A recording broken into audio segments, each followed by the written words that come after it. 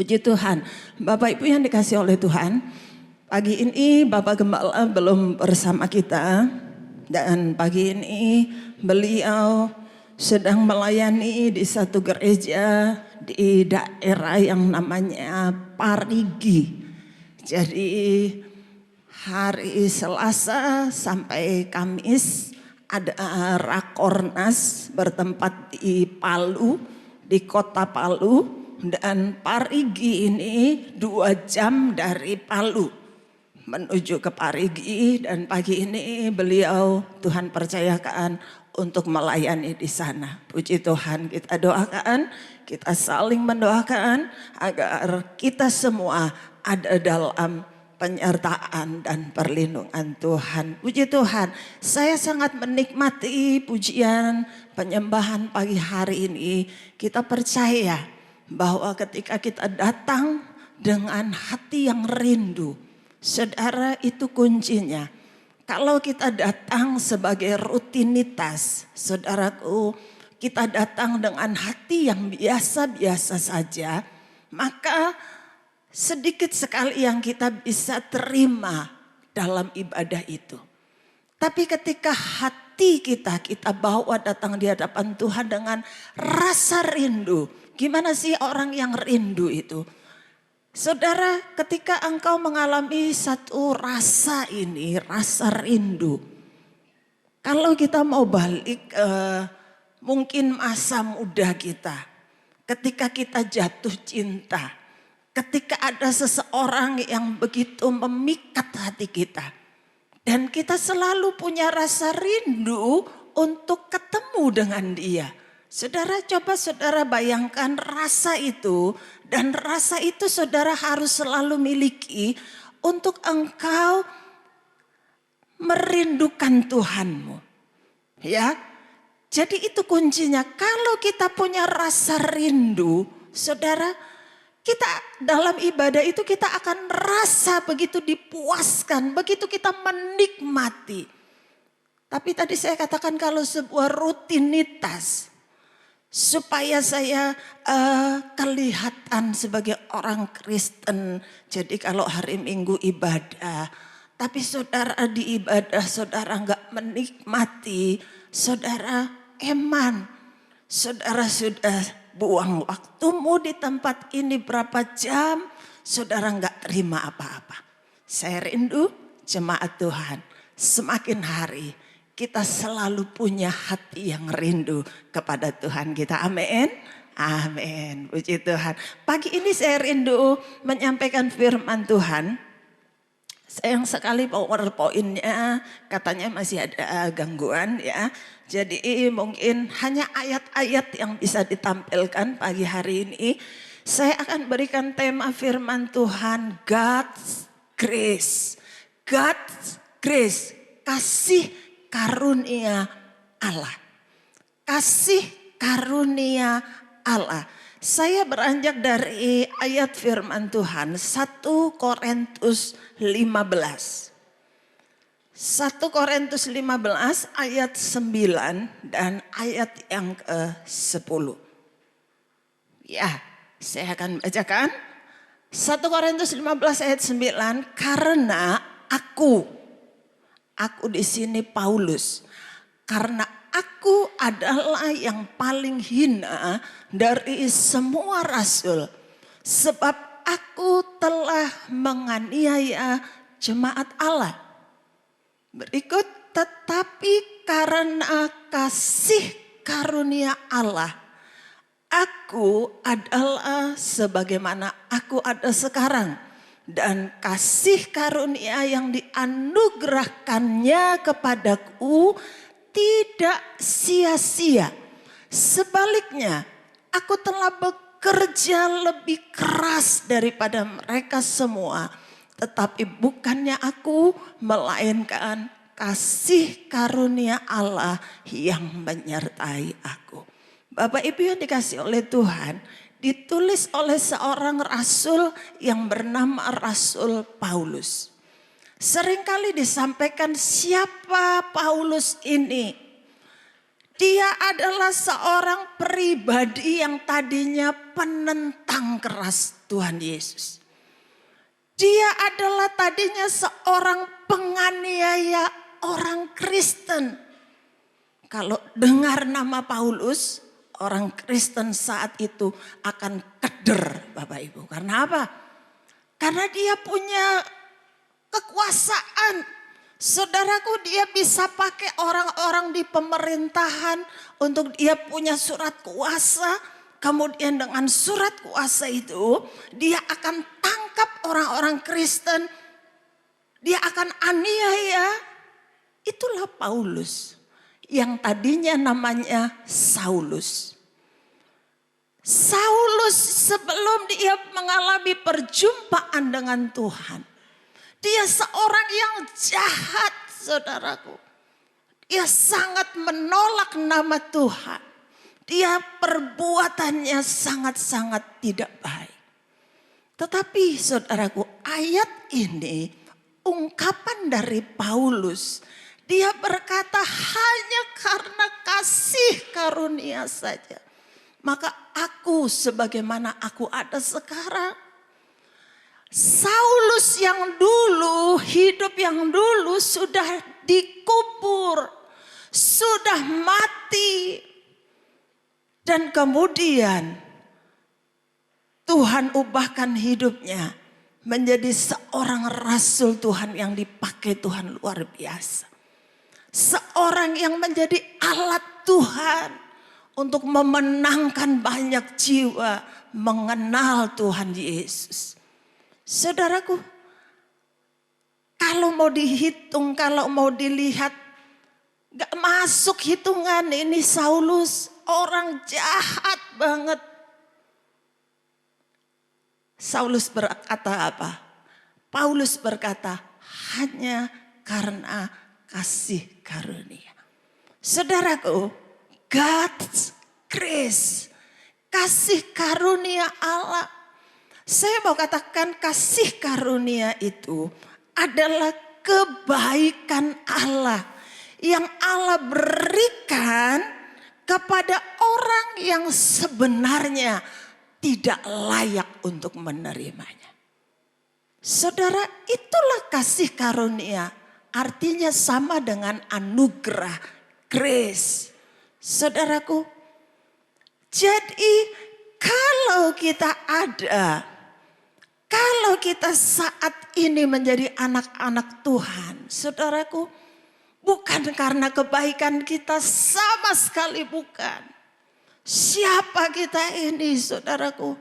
Kalau kita mau flashback, siapa kita ini Bapak Ibu? Gak ada satupun yang layak di hadapan Tuhan. Kita ini jahat, kita ini penuh dengan dosa.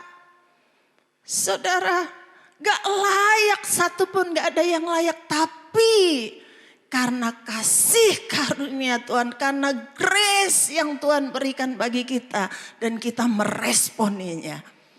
Sehingga kasih karunia Allah itulah yang melayakkan kita untuk menjadi anak-anaknya. Bapak Ibu yang dikasih oleh Tuhan. Kata kasih karunia dalam bahasa Yunaninya karis.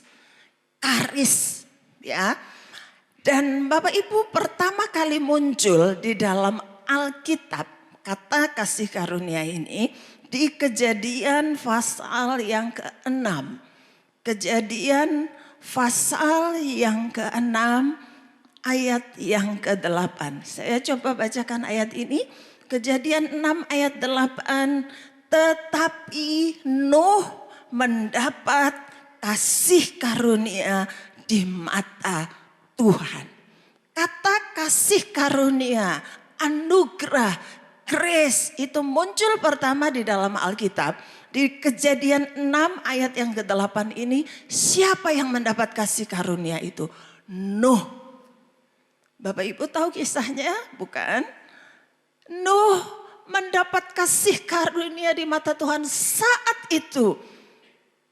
Manusia yang ada di muka bumi saat itu Tuhan berkata, kecenderungan hatinya jahat semata-mata. Zaman itu manusia yang ada hatinya cenderungnya apa? Jahat terus. Gak ada yang benar di mata Tuhan. Dan Tuhan berkata, aku akan memusnahkan seluruh isi dunia ini. Apakah Nuh, keluarga Nuh adalah keluarga yang gak punya dosa? Tidak, Bapak Ibu. Apakah Nuh ini keluarga yang benar-benar, saudaraku, mereka hidupnya lurus-lurus? Tidak juga, Bapak Ibu. Tetapi apa yang membuat Nuh dan keluarganya bisa diselamatkan? Satu kata, kasih karunia Allah. Saudara, karena kasih karunia Allah bagi Nuh dan keluarganya, maka Nuh dan sekeluarga, berapa orang Bapak Ibu? Berapa orang? 8, ya. Bapak Nuh, istri, 3 anaknya, 3 menantunya. 8 orang inilah yang mendapat kasih karunia Allah. Sehingga mereka diluputkan dari pemusnahan saat itu. Karena Tuhan Allah akan membangkitkan generasi yang baru lewat Nuh dan keluarganya ini. Keluarga Nuh mendapat kasih karunia di hadapan Tuhan. Bapak Ibu yang dikasih oleh Tuhan. Indah kalau kita hidup di dalam kasih karunia Tuhan. Saudaraku, bagaimana kita bisa hidup dalam kasih karunia Tuhan? Kalau kita terima Tuhan Yesus sebagai Tuhan dan Juru Selamat hidup kita. Dampak dari kasih karunia dalam kehidupan kita, dampak kasih karunia dalam kehidupan kita yang pertama, kasih karunia itu menyelamatkan. Efesus pasal yang kedua, kita buka Efesus pasal yang kedua, ayat yang ke-8 dan 9.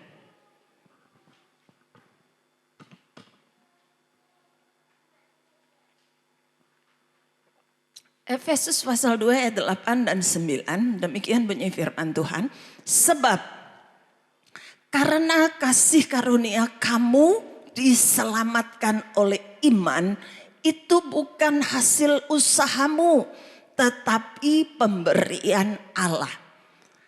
Itu bukan hasil pekerjaanmu. Jangan ada orang yang memegahkan diri. Dampak kasih karunia itu, sekali lagi saudara pahami, kasih karunia, anugerah, grace itu adalah pemberian. Pemberian dari Allah bagi kita yang seharusnya tidak layak untuk menerimanya. Ingat itu Bapak Ibu. Harusnya kita gak layak. Sekali lagi saya berkata tadi, gak ada satupun yang bisa kita katakan, Tuhan aku layak untuk terima kasih karuniamu. Karena aku orang yang begini, begini dan begini. Tidak saudaraku. Tidak ada yang membuat kita layak. Semua karena kasih karunia Tuhan. Dan yang pertama dampak dari kasih karunia adalah kasih karunia itu menyelamatkan. Ayat ini tadi dikatakan di ayat yang ke-8, coba balik di ayat yang ke-8. Sebab karena kasih karunia kamu diselamatkan oleh iman. Jadi saudaraku, kasih karunia yang menyelamatkan kita, itu saya gambarkan demikian. Kita terjebak dalam lumpur. Saya terjebak dalam lumpur. Semakin saya bergerak, semakin saya akan kesedot ke dalam. Saudaraku, dan ketika saya tidak berdaya, datanglah kasih karunia Allah. Allah ulurkan tangannya. Saudaraku, ketika saya dalam keadaan tidak berdaya dalam lumpur itu, ketika saya ulurkan tangan saya untuk meraih tangan Allah, kasih karunia Allah. Saya ulurkan tangan iman saya. Ketika kasih karunia bertemu dengan iman, disitulah yang menyelamatkan kita. Bapak Ibu yang dikasih oleh Tuhan, hanya karena kasih karunia saja maka kita diselamatkan. Saudaraku, Allah gak pernah berhutang apapun kepada kita. Saudaraku, segala hal yang baik yang kita alami itu merupakan hasil dari anugerah Allah semata-mata. Saudaraku, sekali lagi kalau kita mau lihat siapa kita sebelumnya, kita ini semua seharusnya kita semua harus dibinasakan. Saudara, manusia kecenderungannya, hatinya, pikirannya, perbuatannya, perkataannya selalu ingin mengenakkan daging. Padahal kalau kita buat daging kita ini nyaman, saudaraku. Kita puaskan daging kita, saudaraku. Semua perbuatan daging itu tidak berkenan di hadapan Tuhan. Saudara, dan kecenderungan kita adalah seperti demikian. Tetapi datanglah kasih karunia Allah untuk kita. Dia datang untuk memberikan kasih karunia-Nya bagi kita umat manusia. Ketika kita meresponi kasih karunia Allah itu, Dia menyelamatkan saudara. Dia mengampuni dosamu. Bahkan Dia satu yang kita sedang nantikan. Dia janjikan kehidupan kekal di dalam kemuliaannya. Saudara yang dikasih oleh Tuhan, biarlah kita sebagai anak-anak Tuhan, jemaat Tuhan, kita mau sungguh menyadari Tuhan, kalau aku diselamatkan, kalau aku bisa menjadi anak Tuhan, semata-mata karena kasih karunia Tuhan. Dan jangan sia-siakan kasih karunia itu. Saudara, jangan sia-siakan kasih karunia itu. Kalau engkau sudah ada di dalam payung kasih karunia Allah itu, jangan sia-siakan Bapak Ibu. Jangan sia-siakan saudaraku. Hargai kasih karunia itu. Sekali lagi ada banyak godaan saudaraku. Dalam perjalanan iman kita itu pasti kita menghadapi banyak godaan. Jangan sampai kita lupa dengan kasih karunia Allah. Ada pujian yang saya pernah katakan kepada jemaat Tuhan. Ujian ini selalu memberkati saya. Dan tanpa sadar, terkadang air mata saya tiba-tiba sudah meleleh. Saudaraku, pujian yang berkata, jangan biarkan aku pergi, jangan biarkan aku berlari menjauh dari tahta kasih karunia yang Kau beri. Tanamkan aku di hadirat-Mu, meteraikanku dalam hati-Mu, di hadirat-Mu, di pelukan-Mu, di pelukan-Mu, itulah rinduku. Saudara, pujian ini saya percaya ungkapan dari penciptanya yang sungguh menyadari. Saudara, tadi saya katakan dalam perjalanan iman, kadang-kadang kita lemah. Kadang-kadang godaan itu begitu kuat. Godaannya dari mana? Entah dari pergaulan, entah dari berkat Tuhan, berkat itu bisa menjadi godaan buat kita. Sepertinya kita diberkati dengan banyak hal. Sepertinya setiap hari kita itu sibuk dengan berkat Tuhan. Rasanya berkat itu terus aja, gak berhenti-berhenti. Ini sebuah godaan Bapak Ibu. Dan godaan ini bisa membuat kita menjauh dari kasih karunia Allah. Karena itu pencipta lagu ini berkata, jangan biarkan Tuhan aku lari menjauh dari kasih karunia-Mu. Tarik aku Tuhan, bawa aku untuk selalu dekat dengan Engkau. Saudara, saya juga terkadang lemah, saudara. Ada kalanya kami hamba Tuhan juga manusia. Ketika kami harus diperhadapkan dengan tekanan demi tekanan, saudaraku. Karena kadang membuat rasanya lemah sampai Tuhan gimana ini Tuhan? Situasi seperti ini gimana Tuhan?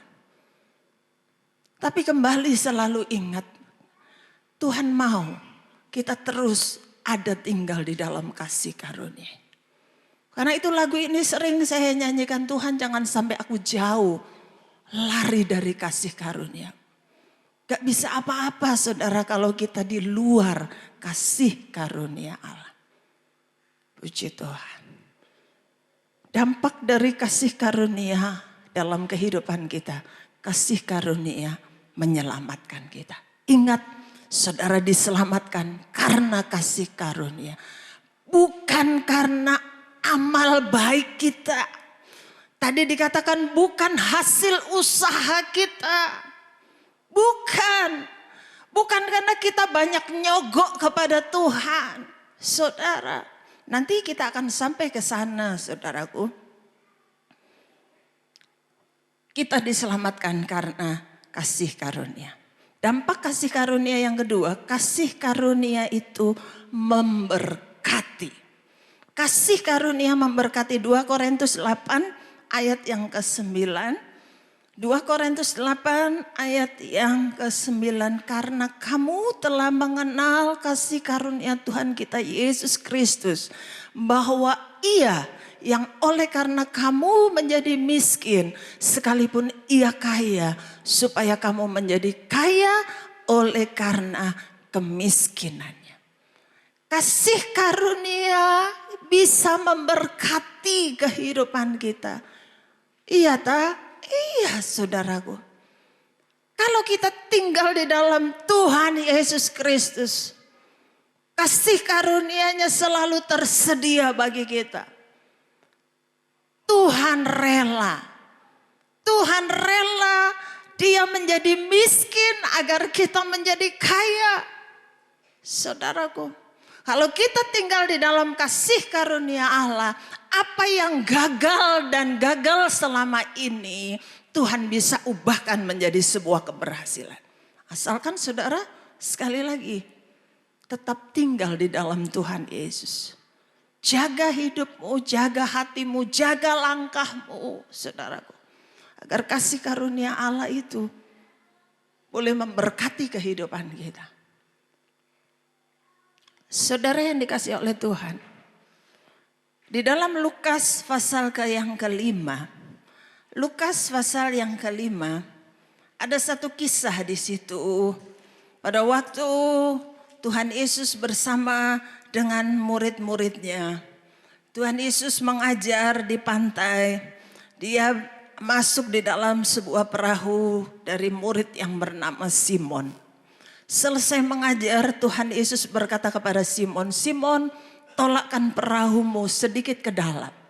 Saudaraku, apa maksud Tuhan? Supaya Simon dapat menangkap ikan. Tapi Simon berkata, Guru, sudah semalaman guru aku bekerja. Sudah semalaman aku berusaha tapi nihil, gak dapat satu ekor pun ikan. Kegagalan saat itu dihadapi oleh Simon Petrus. Dia sedang ada pada situasi di mana dia mengalami gagal. Gatot, gagal total hari itu, nggak pulang bawa hasil. Saudaraku, tapi karena Yesus hadir, Yesus memberikan perintahnya, firman-Nya, dan Simon melakukannya. Saudara, nanti saudara Bapak Ibu baca di rumah pasal 5 ini ayat 1 sampai ayat yang ke-11. Ketika Simon Petrus melakukan apa yang Yesus katakan, saudaraku, dia menangkap sejumlah banyak ikan sampai jaringnya itu koyak. Saya bawa Bapak Ibu untuk bayangkan saja. Jaring itu besarnya seberapa sih? Gede kan? Jaring itu sudah besar. Tuhan kasih berkat buat Simon sampai jaringnya itu koyak. Sampai mau jebol, saudaraku. Gak mampu. Sampai Simon harus panggil teman-temannya, hei sini bantu. Ayo bantu ini berkatnya luar biasa. Saudara, ini loh saudara. Kalau saudara tinggal dalam kasih karunia, saudara berpikir, kayaknya saya belum pernah ngalami seperti itu. Minta saudara, engkau ini anak-anaknya Bapa di surga. Kalau engkau belum mengalami, minta. Kalau belum dikasih, koreksi diri kita. Tuhan, apa yang menghalangi berkat Tuhan? Kalau saudara sudah sangat menghargai kasih karunia Allah. Kalau engkau punya keintiman dengan Tuhanmu. Kalau langkah hidupmu sudah benar, gak ada yang bisa menghalangi untuk Tuhan memberkati hidup saudara. Kegagalan bisa Tuhan ubah menjadi keberhasilan. Kasih karunia yang pertama menyelamatkan, kasih karunia memberkati. Yang terakhir, kasih karunia memampukan. 2 Korintus 12 ayat yang ke-9. 2 Korintus 12 ayat yang ke-9. Tetapi jawab Tuhan kepadaku, cukuplah kasih karuniaku bagimu. Sebab justru dalam kelemahanlah kuasaku menjadi sempurna. Sebab itu terlebih suka aku bermegah atas kelemahanku, supaya kuasa Kristus turun menaungi aku. Kasih karunia memampukan, artinya apa? Membuat kita kuat menghadapi kesulitan. Kasih karunia membuat kita kuat untuk kita menanggung apapun yang mungkin diperhadapkan dalam kehidupan kita. Ayat ini sekali lagi, ayat yang ditulis oleh Rasul Paulus. Dia seorang rasul yang dipakai oleh Tuhan. Dia bisa menyembuhkan banyak orang, saudaraku. Bayangannya Paulus aja, ketika Paulus lewat, bayangannya itu bisa membuat seseorang yang sakit jadi sembuh, saudara. Dahsyat enggak? Kuasa Tuhan yang dahsyat dalam kehidupannya. Tapi saudaraku, Paulus ternyata di ayat sebelumnya dia gambarkan ada duri dalam diriku. Ada sesuatu yang mengganjal, yang membuat dia tidak bisa dengan bebas, saudaraku. Mungkin digambarkan dia ada satu sakit, saudaraku. Dan Paulus berkata, dia sudah minta kepada Tuhan. Dia minta, Tuhan biar kasih karuniamu. Aku alami. Tapi Tuhan berkata apa? Cukup kasih karuniaku bagimu. Sebab dalam kelemahanlah kuasaku menjadi sempurna. Bapak Ibu yang dikasih oleh Tuhan. Paulus enggak disembuhkan. Orang lain yang didoakan bisa sembuh. Tapi hal itu tidak mengurangi sukacita Paulus. Karena apa? Karena kasih karunia memampukan Paulus untuk mengatasi apapun yang terjadi dalam kehidupannya. Bapak Ibu yang dikasih oleh Tuhan. Bagi saya pribadi, Bapak Ibu. Bagi saya pribadi, bagi jemaat Tuhan yang sangat memperhatikan, saudaraku. Saya sedikit ada masalah dengan pita suara saya. Bapak Ibu, dan hal ini sempat beberapa waktu yang lalu sampai sebelum pandemi itu saya telateni berobat, saudaraku. Tapi sampai pada akhirnya ya seperti yang Bapak Ibu dengar. Terkadang memang tidak bisa stabil suara saya, saudaraku. Tapi terus saya berdoa seperti Paulus, saya selalu dalam doa saya, Tuhan yang ciptakan semua ini.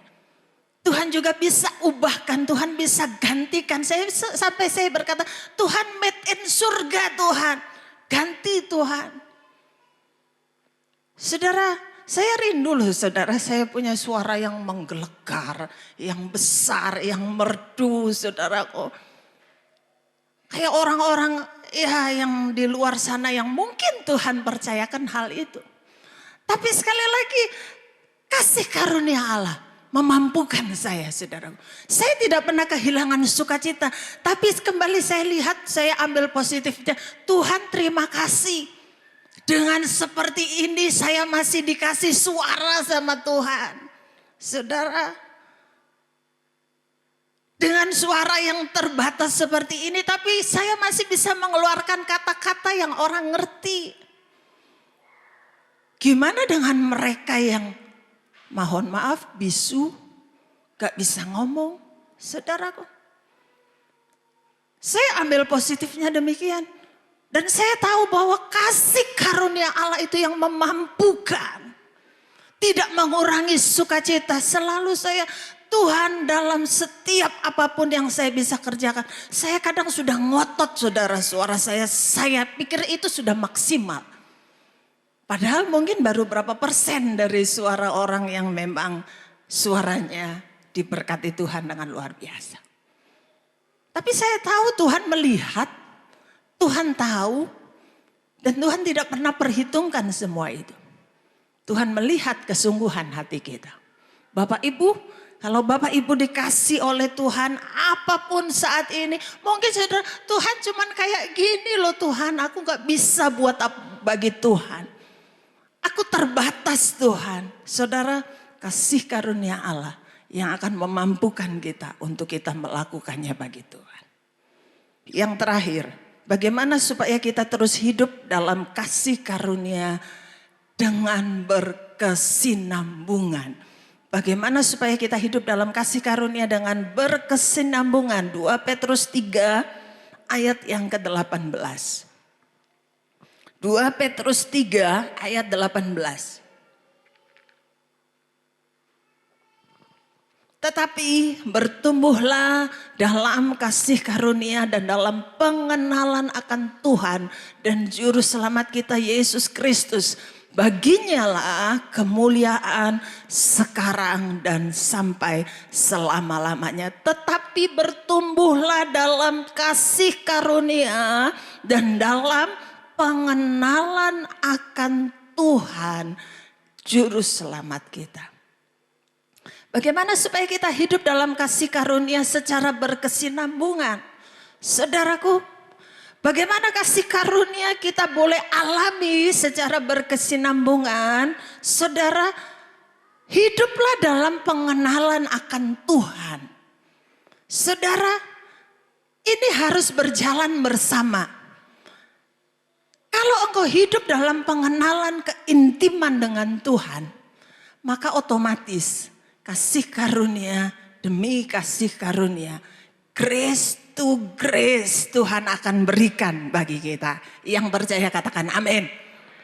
Saudaraku, satu ayat lagi, Yohanes 1, Yohanes pasal 1 ayat yang ke-16. Yohanes 1 ayat 16, karena dari kepenuhannya kita semua telah menerima kasih karunia demi kasih karunia. Bapak Ibu, kalau engkau punya keintiman dengan Tuhan, pengenalan akan Tuhan, imanmu nggak pasang surut, imanmu nggak sekedar iman supaya saya dibilang punya agama, saudaraku, tapi engkau menjalaninya hanya sekedar.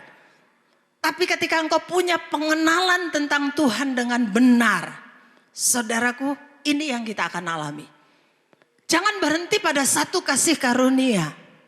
Saudaraku, saya berdoa kiranya jemaat Tuhan akan terus mengalami kasih karunia demi kasih karunia itu Tuhan berikan dalam hidup kita. Grace to grace. Dari anugerah Tuhan yang satu kepada anugerah Tuhan yang berikutnya. Saudara yang dikasih oleh Tuhan. Tuhan tolong kita jemaat Tuhan. Agar kita sungguh-sungguh menyadari.